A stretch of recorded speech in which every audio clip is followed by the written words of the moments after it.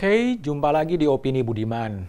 Pemilu sudah kian dekat, kurang kira-kira sebulan menuju 14 Februari 2024. Tiba-tiba muncul isu liar dalam dunia politik di Indonesia, yaitu isu pemakzulan.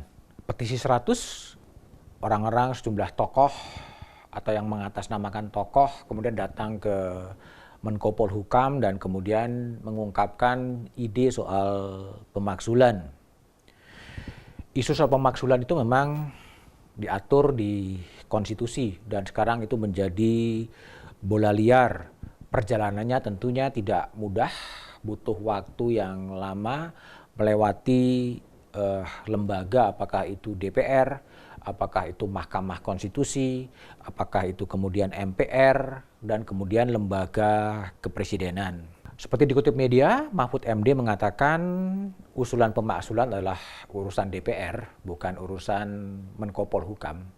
Saya pikir itu betul bahwa Menko Polhukam tidak ada kaitannya dengan isu pemakzulan atau usaha pemakzulan terhadap Presiden Jokowi. Ketua MPR Bambang Susatyo menyebut bahwa itu ibaratnya jauh panggang daripada api karena mekanismenya memang rumit. Mantan Ketua MK Jimli Asidiki melihat aneh munculnya ide pemakzulan. Apakah itu sekedar pengalian isu atau memang ada kekhawatiran pasangan calon yang takut kalah. Istana melalui koordinator staf khusus kepresidenan Ari Dwi Payana menyebut Presiden Jokowi sama sekali tidak terpengaruh dengan munculnya isu pemakzulan.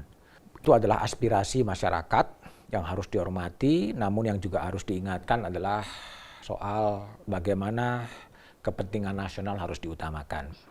Lalu bagaimana sebetulnya konstitusi mengatur soal pemakzulan? Itu ada di pasal 7A Undang-Undang Dasar 45 yang menyebut bahwa presiden dan atau wakil presiden dapat diberhentikan dalam masa jabatannya oleh MPR atas usul DPR apabila terbukti melakukan pelanggaran hukum berupa pengkhianatan terhadap negara, korupsi, penyuapan, tindak pidana berat lainnya, atau perbuatan tercela maupun apabila terbukti tidak lagi memenuhi syarat sebagai presiden dan atau wakil presiden. Nah, harus ada kriteria-kriteria itu. Mengacu pada pasal 7A itu, kunci untuk memulai pemakzulan adalah pada DPR. Artinya DPR harus melakukan mekanisme pengawasan apakah melalui hak angket atau hak menyatakan pendapat sebelum masuk kepada gagasan soal pemakzulan. Nah, jika DPR telah bersepakat dengan itu, kemudian disampaikanlah kepada Mahkamah Konstitusi. Hanya sampai kepada pendapat DPR untuk menyampaikan kepada Mahkamah Konstitusi minimal ada 2/3 dari anggota DPR yang hadir dalam rapat paripurna dan sekurang-kurangnya 2/3 dari anggota DPR itu menyetujui.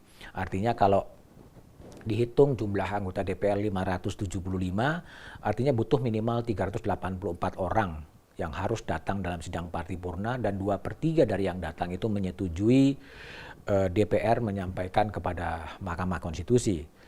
Lalu kemudian Mahkamah Konstitusi ya kemudian ada waktu 90 hari untuk memeriksa, mengadili dan memutus dengan seadil-adilnya pendapat DPR terhadap impeachment itu.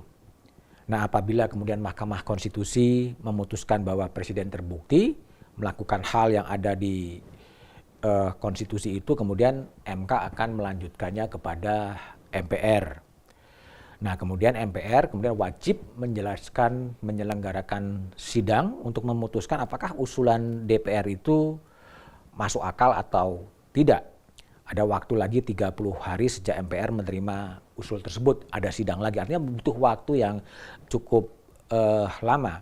Dan ketika MPR akan menguji dari sikap kemudian dari DPR harus juga dihadiri oleh 3/4 dari anggota MPR dan disetujui oleh 2/3 anggota yang hadir. Tapi sebelumnya lembaga kepresidenan akan memberikan penjelasan dalam sidang di MPR itu. Jumlah anggota MPR sekarang antara gabungan antara DPR dan DPD itu 711, artinya minimal harus ada 534 anggota MPR yang harus hadir dalam sidang paripurna.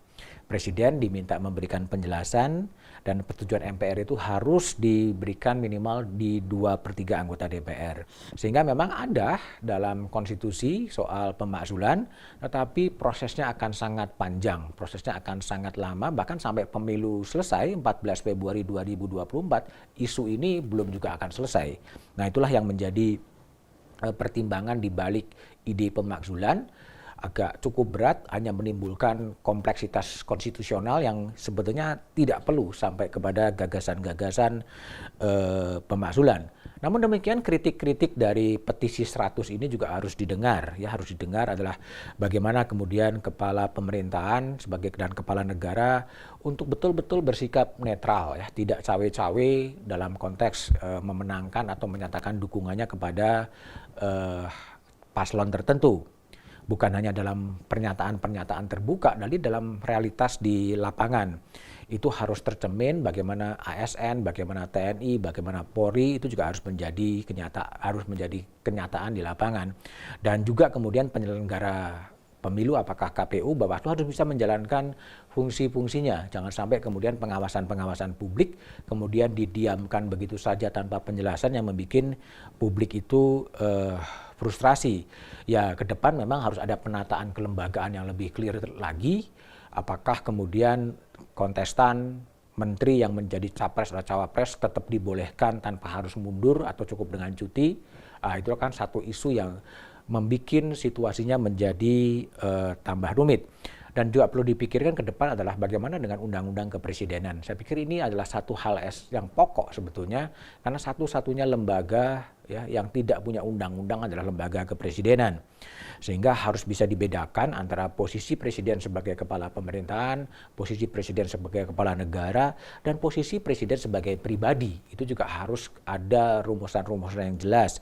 Sehingga ke depan yang diharapkan bukan hanya pendekatan normal yuridis, tapi etika dan moralitas yang harus dikedepankan agar kemudian keresahan-keresahan publik yang diwakili oleh petisi 100, kekecewaan-kekecewaan itu juga bisa ditangani, jangan sampai mengarah kepada apa yang disebut-sebut sebagai pemakzulan, karena itu bisa menciptakan krisis konstitusional yang mungkin akan lebih repot dan lebih memakan waktu dan energi.